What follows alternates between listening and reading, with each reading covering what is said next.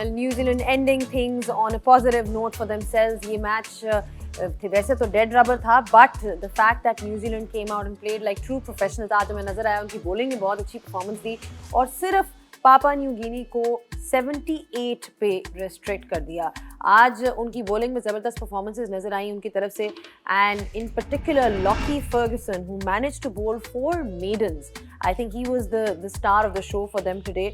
और उसके अलावा बाकी बॉलर्स ने भी जो है, जो पेसर्स हैं, दे कंट्रीब्यूटेड विद 2 विकेट्स ईच, जिसकी वजह से बोल्ट और साउदी की कंट्रीब्यूशन की वजह से they manage to restrict PNG to 78 in 19.4 overs. तो ओवर्स उन्होंने तकरीबन पूरे खेले and Amini was the top scorer for them, but they weren't able to really sort of get going। बीच में ना कोई एज सच पार्टनरशिप्स थी और न्यूजीलैंड की बॉलिंग ने अच्छा खासा उनको तंग किया। 79 for 3 न्यूजीलैंड ने जो है 12.2 ओवर्स में इसको चेज डाउन कर लिया था। Conway was bulk scorer in this 35 और 19 और 18 नॉट आउट के बाद न्यूजीलैंड वन इट कंफर्टेबल। तो ये है ग्रुप सी की situation. New Zealand also finishing third. Afghanistan, West Indies have qualified already for the Super 8s, but New Zealand will be finishing third in this particular group, and these are the two teams that you can see that have already progressed to Super 8s. So great result for New Zealand considering कि ये World Cup इतना अच्छा नहीं गुजरा उनके लिए, and they haven't been really able to perform जो उनसे expectation थी. We spoke about certain players going over the hill in terms of their careers, and then certain players जिनकी हम बात कर रहे थे जो perform नहीं कर सके. इश सोधी was also seen in action today. उन्होंने भी 2 विकेट्स हासिल की, तो एक अच्छा जैसे कहते हैं इख्तिताम हुआ न्यूजीलैंड के लिए। PNG of course didn't score a lot of runs, लेकिन वही बात हो जाती है। मेरे साथ मेरी फ्लिक फैमिली मौजूद है जो बहुत ही बेसब्री से इंतज़ार करी है इस मैच का एनालिसिस करने के लिए। सो नन अदर देन मिस पाउलक, शुएब मलिक एंड बाजिद खान। अस्सलाम वालेकुम। जाग जाओ जाग जाओ। आप पूछें, देखें, सारा बताएंगे। नहीं वैसे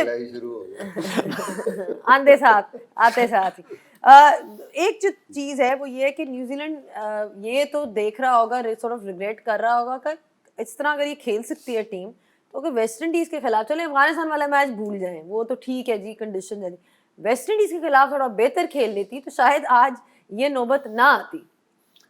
इफ़ एंड बट्स हैं, वही चीज़ कि वहाँ पे विकेटें ली हुई थी, ऑलमोस्ट 120 पे आउट हो रही थी टीम, और वहाँ से फिर लास्ट विकेट पे जो पार्टनरशिप कराई है उस मैच में उन्होंने, और रदरफोर्ड अकेला ही वो मैच लेके चला गया न्यूजीलैंड से। तो ऐसा होता है वर्ल्ड कप में, स्पेशली जब आप इतना ऐसा टूर्नामेंट खेल रहे हो जहाँ बारिश भी हो, फिर आप बहुत थोड़े मैचेस हैं वहाँ आपने सुपर 8 के लिए क्वालिफाई करना है, एक आधा मैच ही आपका ख़राब होता है और आप एकदम मुसीबत में आ जाते हैं। इंग्लैंड की एग्जांपल सामने है कि वो ऑस्ट्रेलिया से हारे हैं, एक वॉश आउट हुए, suddenly they were like I mean lucky, और उन्होंने बहुत आउटस्टैंडिंग 2 मैच खेले, कवर अप कर गए, वरना तो मुसीबत तो उनको भी पड़ गई थी। तो ये इस किस्म के टूर्नामेंट्स, इस किस्म के पूल में आपके पास स्टार्ट में अगर कोई ऐसा चीज़ आपके साथ हो जाए, then you got really under pressure. और आई थिंक बिट अनलकी, तैयारी नहीं थी उतनी उनकी। जिस टाइम तक थोड़ा सा उनको समझ आई है, थोड़ा सा रिदम में आया, तो उससे पहले टूर्नामेंट से बाहर हो चुके थे। ठीक है। शुएब, एक जो चीज़ आज उनकी बहुत स्टैंड आउट थी, it was New Zealand space attack. जिस किस्म की बॉलिंग आपने लॉकी फर्गसन की देखी थी, जिसमें कि उन्होंने 3 विकेट्स भी लिए हैं, उन्होंने 4 मेडल्स भी कराए हैं। I mean these are exceptional figures, चाहे मैच किसी के भी अगेंस्ट हो। बिल्कुल ऐसे फिगर्स पे तो ये तो ऐसा स्पेल है कि जैसे ही शो का स्टार्ट होता है तो जैसे ये सब कुछ नहीं पढ़ देते ऐसे लगता है कि हम 2 हैं ही नहीं यहाँ पे। ये ऐसा स्पेल है कि बैटर्स जो थे वो लग रहा है कि थे ही नहीं आज, लेकिन आज जो है ना मिसबा भाई ने स्ट्राइक पे चले जाना है और उन्होंने मुझे 1 वर्ड आंसर्स देने, तो ये नहीं हो सकता, ये नहीं हो सकता। 2 चीजें नहीं हो सकती, ना ये स्ट्राइक पे और ना गोश्त, ये 2 चीजें। नहीं मलिक साहब, मैंने अपने सीनियर से सीखी ये चीज। हाँ जी बिल्कुल। वो कल मुझे ऐसा लगा भी था कि जिनका आप नाम ले रहे हैं उनकी रूह आ गई है। आपने सवाल पूछा था एक मैच का इन्होंने दूसरे मैच के भी सारे वो जो है ना, सारी इसने ये कर दिया, इसने आउट कर दिया, इसने रन बना दिए, स्पिनर ने ये कर दिया, इसने ऐसा कैच ले लिया, ऐसा रन आउट, सारा कुछ ही पढ़ दिया। तो वो हमारे हैं वो असल में रात को ऐसे टाइम पे मैच हो रहे थे, मैं तो लकीली जाग रहा था तो मैंने देख लिए। मैंने कहा ये तो जिन्होंने नहीं देखे होंगे तो मैं ही बता देता हूँ। जी जी बिल्कुल। चले लॉकी चौकीदारी भी शुरू कर दी थी। अच्छा जी, मेरा ख्याल है लॉकी की कुछ तारीफें कर लें। वैसे पहले हमें ये पता करवा लें कि ये शो कितने लोग देख रहे होंगे। वही टीवी देख रहे थे, सो गए, जिनका जो है ना, जो Shoaib is on fire today, मेरा कसूर नहीं है, Shoaib is on fire today। ये सिर्फ जो अचानक टीवी चलते चलते लाइट चली गई थी ना जिनकी, और फिर वो सो गए और फिर दोबारा लाइट टीवी चल रहे हैं जिनके पास, वही चल रहे हैं। आप उन्हीं के लिए कर लें। ऐसा देखें, वापस आ जाते हैं, सीरियस हो जाते हैं। ऐसा स्पेल मेरे ख्याल में आपके करियर में एक ही दफा होता है जो कि उन्होंने ऐसा जो है स्पेल किया है। आज किसी भी टीम के अगेंस्ट हो, आप एक रन भी ना दें, 4 ओवर्स करवाएं, 3 विकेटें। सो आई गेस एक मेरा ख्याल है इससे पहले भी हुआ है, वो किया हुआ है उसने, कनाडा के कैप्टन है, मुझे उनका नाम साद बिन जफर, उन्होंने भी कुछ ऐसा ही सिमिलर सॉर्ट ऑफ स्पेल जो है वो किया हुआ है। जितनी भी तारीफ की जाए उतनी कम है। और जो एंड हुआ है on a good note for New Zealand, ये आप देख सकते हैं उनका सारा स्पेल मेरे ख्याल में मुश्किल था, इवन दो कंडीशंस भी टफ थी, ऑपोजिशन भी हल्की थी, सारी चीज़ों को भी अगर आप देखें, फिर भी 4 overs 4 maidens 3 wickets, remarkable, truly remarkable. And conditions भी ऐसी आ रही हैं, बाज़त वही बात आ जाती है कि मुश्किल से रन्स जो हैं वो मुश्किल से स्कोर हो रहे हैं, और if the bowlers are bowling in the right areas they are getting the rewards, and that's what we saw with Ferguson today। but Trent Bolt का जी आखिरी T20 था, एंड वो था ना आपका आखिरी मैच हमेशा यादगार होता है, मतलब यादगार होता है इन द सेंस कि you always remember it in your life. And T20 का आखिरी मैच जिसमें कि उन्होंने 2 विकेटें ली और 14 रन दिए 4 ओवरों में। So I think he'd be pretty happy। कभी कभार ये होता ना कि you get out on a duck if you're a batsman, it's your last match, or you get hit for a lot of runs। I think he would be reasonably happy कि at least he's ending with taking some wickets।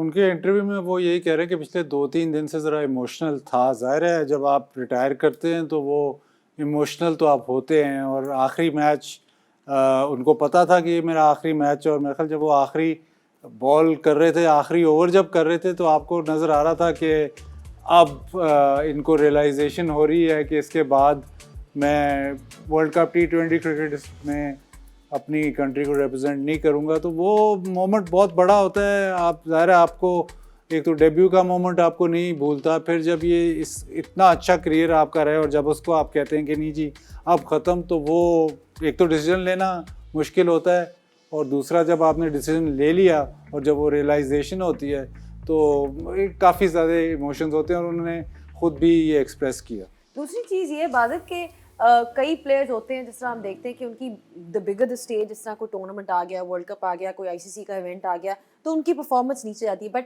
Actually Trent Boult के जो figures in T20 world cups they equally good. जो आप उनकी bilaterals में performance देखते हैं, if you see his overall figures, तो 61 मैचेस 83 विकेट्स एवरेज आप देख लें, इकॉनमी भी रीजनेबल है। बट T20 वर्ल्ड कप्स में भी अगर आप नज़र डालेंगे तो उसमें भी आपको एक चीज़ नज़र आएगी कि उनकी परफॉर्मेंस उस तरह से कोई डिप नहीं की। In fact it has become even better कि 18 मैचेस में उनकी 34 विकेट्स हैं and an average of 12.50, and just look at that economy as well। So definitely somebody who raises his game according to the occasion। नहीं, consistency इनकी हमेशा रही है, ये उनका मतलब प्लस पॉइंट है। और प्लस अभी इवन अगर आप विलियमसन जिन्होंने बहुत एज ग्रुप क्रिकेट उनके साथ खेली, इवन उनके कप्तान रहे, वो भी यही कह रहे हैं कि लेवल हेडेड बहुत है। वो एक कहते हैं क्रिकेट में ना कि अगर आपको सक्सेस मिले तो ज़्यादा भी इमोशनल नहीं होना चाहिए, और अगर आपको बुरी परफॉर्मेंस हो रही है तो ज़्यादा गिरना भी नहीं चाहिए। ये परफेक्ट एग्जांपल है, क्योंकि ये बहुत रेयरली आप देखते हैं कि ट्रेंट बोल्ट को इवन जब रन्स हो रहे हों तो वो एक्सप्रेस करें कि जी ओहो मैच ख़राब हो रहा है या विकेटें ना मिल रही हूँ तो वो एक्सप्रेशन आपको नज़र आए, वो ज़ाहिर है फीलिंग तो होती है, बट आई थिंक वो अपने इमोशंस को बहुत इन चेक रखा थ्रू आउट हिज करियर, और जब बिग स्टेज आया तो क्योंकि उन्होंने इमोशंस को इन चेक रखा तो अपनी स्किल्स पे बहुत अच्छा काम रहते थे इन बिग मोमेंट्स। हाँ बिल्कुल काम रहते थे, एक्सप्रेशंस पे भी इमोशंस पे भी कंट्रोल रखा। सब कॉन्टिनेंट की टीम में होते अगर वो किसी में तो मुश्किल हो जाता लेकिन अच्छी चीज़ है जितने भी रिसोर्सेज हैं न्यूजीलैंड के पास वो उनकी यूटिलाइजेशन बहुत अच्छी है। And once again big congrats to him after having a great career, in fact successful career. एक न्यूजीलैंड की ये बात है, इनके भाई के साथ मैं क्लब क्रिकेट खेला था, वो मुझे कहते थे कि ये बहुत बड़ा बॉलर है, बहुत अच्छा, ये हमारे रैंक से आ रहा है। तो मैंने सोचा कि इसका भाई है तो ऐसे बात कर रहा है। उसने जो दूसरा नाम लिया कि ये नेक्स्ट बिग थिंग है, वो विलियमसन का लिया। तो आप ये देखें कि एयर मार्क उन्होंने कब से किए होते हैं, फिर डेवलपमेंट प्लेयर की कैसे होती है। हालांकि उनके पूल ऑफ प्लेयर्स बहुत कम है, हम सिर्फ क्रिकेट की बात करते हैं, वो इतनी सी नेशन है और रग्बी को भी रूल करते हैं। रग्बी उनके नंबर वन स्पोर्ट है, लेकिन उनका जो वो प्लेयर को डेवलप करना और एयर मार्क करना कि यार ये प्लेयर है, ये आगे जाके ऐसे होगा, वो बहुत ही ज़बरदस्त इनकी ट्रांजिशन। वहाँ पे जब सीरीज थी तो विलियमसन से बात हुई तो वो एक चीज़ कहते थे कि हमारे लिए ये एक आप कह सकते हैं कि डिसएडवांटेज भी है और एक एडवांटेज भी है कि हमारे पास नंबर ऑफ प्लेयर्स थोड़ा है, पूल थोड़ा है हमारे पास। तो उसका हमें डिसएडवांटेज ये है कि हमें बहुत ज़्यादा हमारे पास रिसोर्सेज नहीं है कि हम उनमें से पिक करें। लेकिन एडवांटेज ये है कि फिर हम उन्हीं पे कंसंट्रेट करते हैं, उनको बहुत ज़्यादा से ज़्यादा चांसेस देते हैं और उनको कोशिश करते हैं कि इतनी क्रिकेट वो खेलें और बैक करते हैं पूरी तरीके से। तो हमारी वो जो एफर्ट्स होते हैं सारी वो कंसंट्रेटेड होती हैं। तो उसकी वजह से फिर ये है कि हमारे जितने भी प्लेयर्स होते हैं, चाहे वो 25 हैं, 20 हैं, 25 हैं, वो ग्रुप वो लंबा खेलते हैं और एंड पे उनकी जो परफॉर्मेंसेस हैं वो अच्छी परफॉर्मेंसेस उनसे आ जाती हैं हमें। पाकिस्तान है या इंडिया है या दूसरे मुल्कों की अगर बात करें तो वहाँ पे तो प्लेयर इतने ज़्यादा खेल रहे होते हैं, कई दफ़ा ये होता है कि आप फिर उसमें से आपको पिक करना बड़ा मुश्किल हो जाता है कि हाँ जी किस पे अब किसको मौका देना है, और मौका मिलना भी आपके लिए मुश्किल हो जाता है। सो New Zealand is like that and I think they proved it. Pakistan में बहुत सारे प्लेयर्स हैं, आप कह रहे हैं 3 पे नहीं है, कोई 4 पे नहीं है, कोई 5 पे नहीं है खेलने वाला। वो इसीलिए नहीं है ना, यही तो मैं कह रहा हूँ कि आपकी कंसंट्रेशन किसी एक प्लेयर पे नहीं है। आपके जितने प्लेयर हैं, आता है कोई, उसको 2-3 चांसेस मिलते हैं या वो नीचे भी खेलते हैं, उसके बाद फिर नेक्स्ट तो आपके वो आप क्वांटिटी की बात कर रहे हैं ना, कि पूल ऑफ प्लेयर्स जो है यहाँ पे बहुत ज्यादा है, वहाँ पे concentrated, it's easy to spot. वहाँ पे हाँ उसके साथ में आँख भी से है पहचानने वाली, आँख भी सही है। हमारे यहाँ आँख जो है वो, हमारे पास हैं आंखें, पट्टी बांधी पट्टी बांधी होती है आंखों पे और कानों पे वो लगाया होता है। अच्छा जी, चलें जी एक ब्रेक लेते। बैक ऑफ द प्ले पर बात हो रही है न्यूजीलैंड वर्सेस पीएनजी की, जहां पे Trent Boult played his last T20 match ever. तो obviously congratulations to him on a very successful career.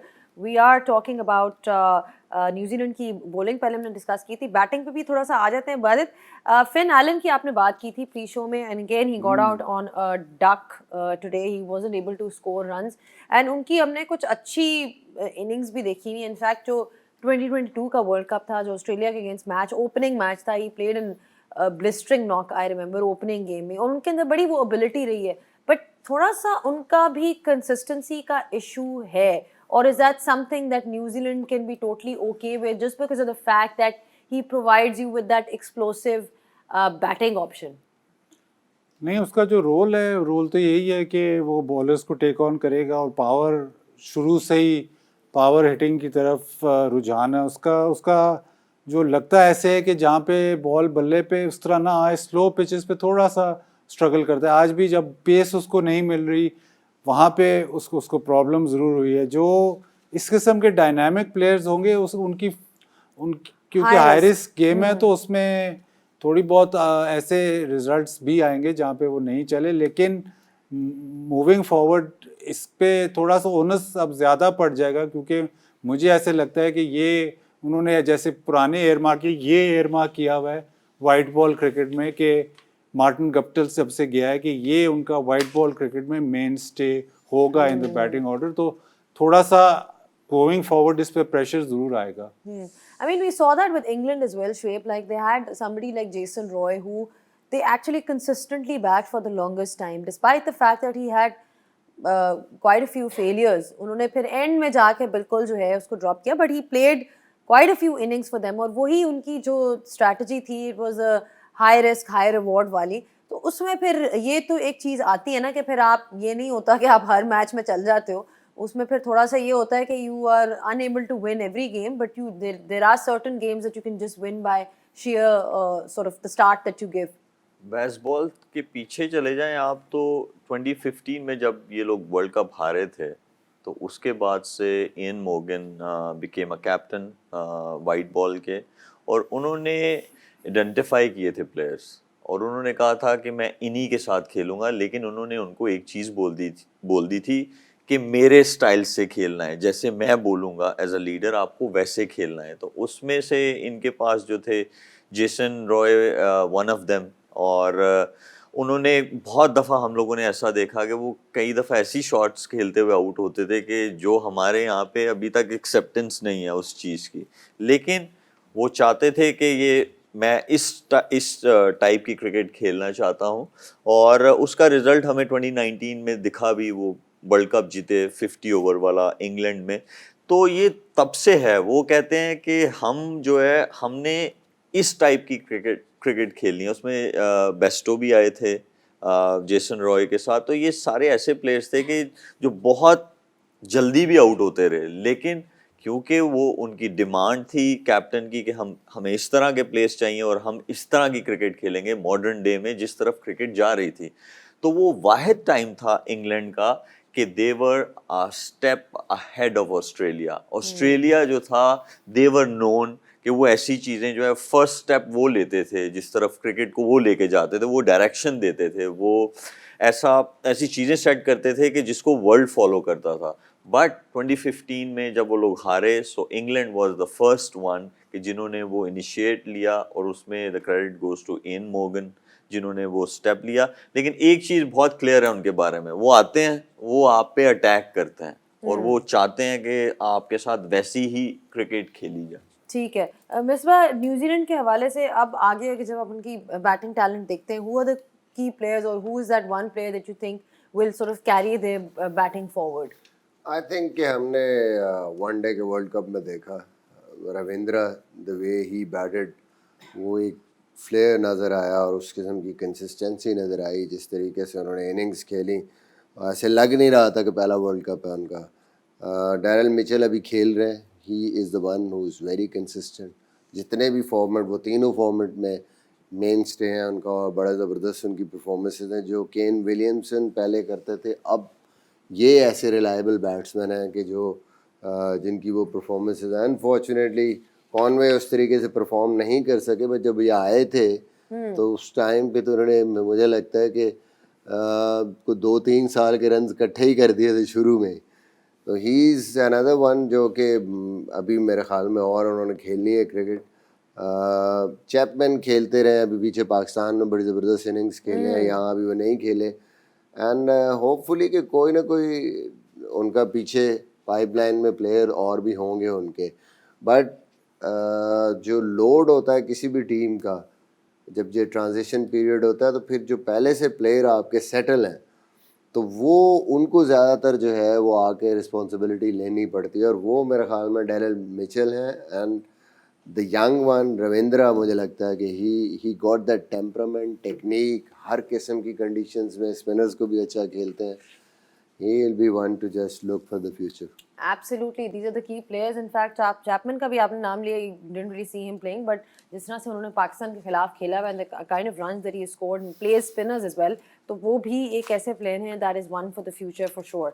So although Bazid, New Zealand won by 7 wickets and 79 for 3 पे एंड हुआ था, लेकिन शुरुआत में यही हुआ था कि 1-2 विकेटें 20 for 2 हो गया, फिर लगा कि शायद फंस के थोड़ी सी बैटिंग हो रही है, and eventually obviously you have players in the New Zealand side and compared to PNG of course आप यही कहोगे कि उनकी बैटिंग is much superior, तो इतने रन्स भी नहीं चाहिए थे, लेकिन वही बात होगी कि एक वो जो फ्री फ्लोइंग शॉट्स जो हम कहते हैं वो अभी तक हमें उस तरह की देखने को नज़र नहीं आ रही in the Caribbean conditions, and apart from that one venue that Shoaib has mentioned, is it the case कि आप वही बात कह रहे हैं कि जी सुबह में डिफरेंट होगा, शाम में डिफरेंट होगा, मतलब हमें इसी तरह के लो स्कोर्स मिलेंगे या कुछ हाई स्कोरिंग गेम्स भी देखने को मिल सकती हैं?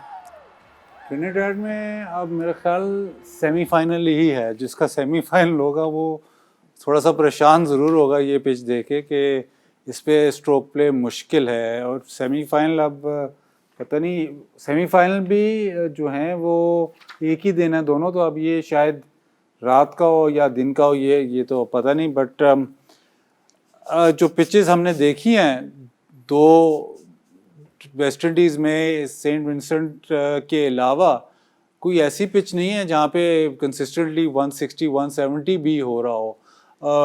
अब शायद थोड़े से स्कोर्स इम्प्रूव करें, बट हमें ऑलरेडी ये मलिक ने भी बताया, even before the world cup हमने ये डिस्कस किया हुआ है कि यहाँ पे उस किस्म के रन्स बहुत 1-2 ही वेन्यूज़ हैं जहाँ पे बड़े रन्स होते हैं, बाकी वेन्यूज़ पे मिडलिंग स्कोर ही आपका विनिंग स्कोर है। तो उस मुताबिक अगर ये वर्ल्ड कप दूसरी जगह तो होते हैं तो शायद हम कहते हैं कि नहीं जी ये बैटिंग जो है ये फेलियर है, बट अक्रॉस द बोर्ड सारी बैटिंग ऐसी ही चल रही है सवाए एक वेन्यू के। Right, so we can expect कि कई इसी तरह के आपको जो है मिलेंगे, और एटलीस्ट किसी चीज़ में तो हमें कंसिस्टेंसी नज़र आ रही है ना। मुझे लगता है ऑस्ट्रेलिया अभी तक बहुत बेहतर पिचों पे खेली है, उनको उस तरह की कोई ऐसी कंडीशन नहीं मिली बिकॉज़ जो इवन इंग्लैंड के खिलाफ सडनली जब वो ऐसी किसी कंडीशन में आएगा तो झटका लगेगा। सेंट विंसेंट में जो उनका मैच है ना, हाँ जी, अफगानिस्तान के साथ वो पहला झटका होगा, वो मतलब बड़ी टीम है, यानी टफ कंडीशन, टफ कंडीशंस हैं वो, और जिस टीम के साथ है तो ओवरऑल जो जितने बैटर्स हैं वो टफ कंडीशंस हैं वहाँ पे, वो बॉलिंग फ्रेंडली हैं, वो पेसर्स स्पिनर्स को भी और पेसर्स को भी। राइट, तो ये थोड़ा सा we'll have to see कि आगे क्या होता है और किस तरह से जो है वो उसको टैकल करते हैं, because Afghanistan again is a team जिसकी बॉलिंग को तो आप बिल्कुल भी अंडर एस्टिमेट नहीं कर सकते। चले जी एक ब्रेक लेते हैं, और ब्रेक के बाद जब वापस आएंगे तो और मजीद डिस्कशंस करेंगे। Don't go anywhere. Back with flick, और डिस्कशन हो रही थी आज के मैच के ऊपर, लेकिन अब जो इंटरेस्टिंग चीज़ है वो भी हम उस पर भी आएंगे, which is a super 8 fixtures, because वो मज़े के बन रहे हैं और देखना ये पड़ेगा कौन सी टीम जो हैं, कौन से इनकाउंटर्स हैं, उसकी तरफ भी एक नज़र डालेंगे। जी, मैंने वर्ल्ड कप से पहले मिसबा आपसे पूछा था कि आपको कौन से 4 लग रहे हैं जो कि सेमीफाइनलिस्ट है, तो उस वक्त आपने कहा अभी हमें नहीं पता, बिकॉज टीम्स को हमने देखना स्टडी करना है। अब हमारे पास इतना टाइम आ गया है कि आपने थोड़ा बहुत टीम्स को गेज कर लिया। तो if I were to ask you who are your 4 semifinalist, तो कौन आप किसको पिक जो सुपर 8 के जो वेन्यूज हैं उनको देखते हुए मुझे लगता है कि साउथ अफ्रीका, इंग्लैंड और ऑस्ट्रेलिया एंड इंडिया। ठीक है, South Africa, England, Australia, India, ये ग्रुप्स जो हैं आपके सामने हैं। इसमें से top 2 teams from each group will qualify for the semifinals. Group 1 है इंडिया, ऑस्ट्रेलिया, अफगानिस्तान, बांग्लादेश, और ग्रुप 2 है USA, England, West Indies and south Africa. तो इसमें से जो 2 टॉप टीम्स हैं, जिसमें कि क्योंकि वेस्ट इंडीज़ के मैचेस साउथ अफ्रीका से और इंग्लैंड से हैं, ये थोड़ा सा इनको वेन्यू का डिसएडवांटेज हुआ है। अगेंस्ट इंग्लैंड ये खेल रहे हैं सेंट लूसिया में, जो मुझे लगता है ट्रू पिच है। इंग्लैंड को ज़्यादा वहाँ पे एडवांटेज है जिस किस्म की उनकी बॉलिंग है और बैटिंग है। इसी तरह साउथ अफ्रीका के अगेंस्ट खेल रहा है वेस्ट इंडीज़, ये भी मेरे ख्याल में एंटीगा में था शायद, आप नहीं देख रही?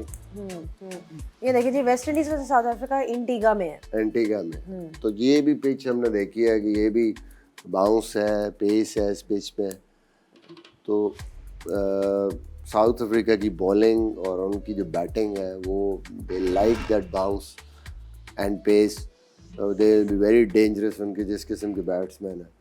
थोड़ी सी जो वेस्ट इंडीज़ की बैटिंग अच्छी है, लेकिन बॉलिंग जो वेस्ट इंडीज़ की है मुझे लगता है उसको ट्रिनिडाद या इस किस्म की अगर बारबाडोस थोड़ी स्लो पिचेस मिलती तो ज़्यादा इनको एडवांटेज था अगेंस्ट दीज टू टीम्स। ठीक है, Shoaib, are these your 4 teams or do you think any other team can spring a surprise or two? देखिए जो फर्स्ट वाला ग्रुप है उसमें इंडिया और ऑस्ट्रेलिया तो है, जो Confirmed है। दूसरा वाला ग्रुप है उसमें वेस्ट इंडीज, इंग्लैंड जो है वो कंफर्म्ड है। जो सेकंड टीम है वो मुझे लग रहा है नेट रन रेट पे आ जाएगा, वेस्ट इंडीज और साउथ अफ्रीका के बीच में, मुझे ये लगता है। चले इंटरेस्टिंग जी केड़ी है फिर वही काम, फिर मैंने कहा सेफ तू खेल। चले फिर आप भी एक नाम दे दे। तो पार्टनर आज क्यों बोल रही हो? इनको मौका दे चेंज कर लेने का। होम्योपैथिक जवाब ना दे। उन्होंने कहा नेट मैं इन्ने दिनों च सीख लिया कि इंज दा जवाब देना है होम्योपैथिक। मैंने तो क्लियर कट 4 बताई हैं। आपने क्लियर कट 4 बताई हैं। चले क्या होता है प्रेडिक्शन? नेट रन रेट पे आ जाएगा, ऐसी कोई प्रेडिक्शन देता है? मैंने कहा मैंने हाँ आएगा कौन नेट रन? आएगा कौन? मुझे पता नहीं क्यों लगता है वेस्ट इंडीज आ जाएगा। चले इंटरेस्ट, कुछ भी हो सकता है। बाकी के 3 तो उन्होंने बता दिए ना, बाकी के 3 कौन से हैं? जी बाजिद, वो पहले दिन रात चेक कर। कि मैच दिन में होएगा रात में? हमें तो कुछ पता नहीं है दिन में हमें नहीं पता क्या दिन में है क्या रात में है। नहीं, आप हमने अपने कहा भाई just जाने based दो। on what you've seen from the team so far, you know, one can make an assessment on based on that. जंतरी कर रहे हैं।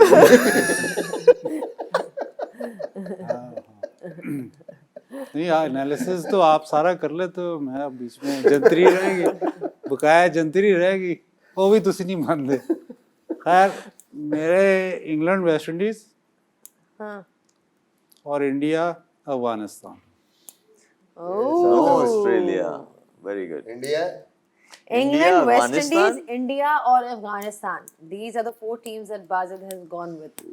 बाजिद ने वो वेन्यू बाजिद- देख, अफगानिस्तान ऑस्ट्रेलिया का वेन्यू देख बाजिद लिया को ना। लगता है कि सेंट विंसेंट। ऑस्ट्रेलिया को कहीं ना कहीं तो मार पड़ने वाली अफगानिस्तान है। और ऑस्ट्रेलिया अफगानिस्तान का जो मैच है ना वो वो जिस decider है वेन्यू पे भाई। है वो बड़ा खतरनाक वेन्यू है। जो सेंट 19 विंसेंट। जून और 22 जून इंग्लैंड वेस्ट इंडीज और अफगानिस्तान ऑस्ट्रेलिया, ये 2 मैच मुझे लगते हैं डिसाइडर्स हैं। England, West Indies and Afghanistan, Australia. अच्छा जी, चले ये देखते हैं कि ये क्या है। अच्छा, आपके- मिचेल उसमें स्टार्क ने साउथ एक अफ्रीका है। यार ये ना पहुंचे ओ, तो इंग्लैंड, सुधार साउथ कर अफ्रीका। देना। नहीं नाम भी नहीं मिलना अगर पहुंच भी गए, फिक्र ना करो। सुधार कर देना अगर गलत हो गई। हाँ अच्छा। अच्छा फिलहाल सानू जान दो। ईद निकल गई है, ਹੁਣ ਤੁਹਾਨੂੰ जान दो। हमें क्या पता उस दिन वेस्ट इंडीज वाले किस मूड में है। पता है क्या, ये तो सुना था हम लोगों ने कि आपको ये पिद्दी लगेगी। पिद्दी का मतलब है कि आपकी अगर फील्डिंग में बहुत टाइम तक आप फील्डिंग कर लें तो ये तो सुना था कि पिद्दी लगे तो पाने ने रह जाएंगे तो छड़ दोगे। पाइन गल्ला कर करके भी एने रह गए ना सानू छड़ नहीं, हमने यही समझा था कि शायद वो टेस्ट मैच में पिद्दी लगती अच्छा है। जी, पहली दफा चले स्टूडियो हम में आपको पिद्दी थोड़ा सा ब्रेक दे देते हैं मेरा ख्याल से, क्योंकि एक ब्रेक का जो है असल में वक्त हो गया। तो जब हम ब्रेक से वापस आएंगे तो फिर एक जबरदस्त सा टॉपिक मैंने आप लोगों के लिए रखा है, वो डिस्कस करेंगे। Back with the flick. और सुपर 8 के फिक्सचर्स जो हैं ऑलरेडी डिसाइड अब हो चुके हुए हैं कि कौन सी टीम कहाँ खेलेगी और किसके अगेंस्ट खेलेगी। We just showed you the entire fixtures as well कि मैचेस कब हैं, और आई थिंक एक दिन जो है 2 मैचेस देखने को मिलेंगे, एक सुबह में एक शाम में। So that's what it's looking like. Wajid, Mitchell Starc actually spoke about the fact कि ये जो प्री सीडिंग्स वाला फॉर्मेट है ये इनको कुछ ज़्यादा पसंद नहीं आया। एंड इनफैक्ट उन्होंने पहले से ही डिसाइड किया हुआ है कि जी सीडिंग्स क्या होंगी टीम्स की, क्योंकि इसमें इस वर्ल्ड कप में यही हुआ है कि उन्होंने पहले से ही डिसाइड किया हुआ था कि A1 क्या था, B1 क्या था। Lot of people are saying that it's actually not fair as well, क्योंकि इसके पीछे क्या वो है सिस्टम है through which they have reached this. क्या ख्याल है इस चीज़ के ऊपर? I mean what's your take? मतलब हर दफ़ा ही ऐसे होता है, एक का दी जैसे इंडिया का प्री डिसाइडेड होता है कि यहाँ पे सेमीफाइनल खेलेंगे, इस तरह तो ये काफ़ी देर से चल रहा है। इसमें दूसरा मसला ये है कि टाइमिंग्स का बहुत बड़ा मसला है। आपका जो आपकी सबसे बड़ी ऑडियंस सब कॉन्टिनेंट की है तो उसको केटर करना है। अगर आप सुपर ये 8 के फिक्सचर्स देखें तो इंडिया के सारे मैचेस इंडियन टाइमिंग्स के मुताबिक होंगे। सुबह 5:30 या 5-6 बजे वाला मैच उनका नहीं होगा।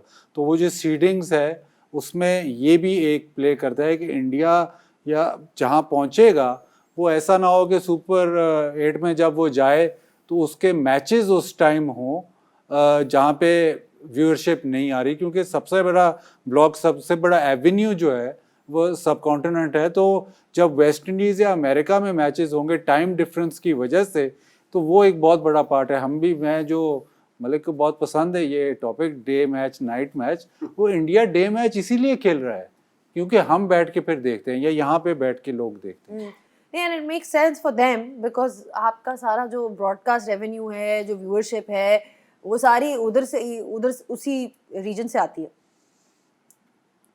किससे पूछा?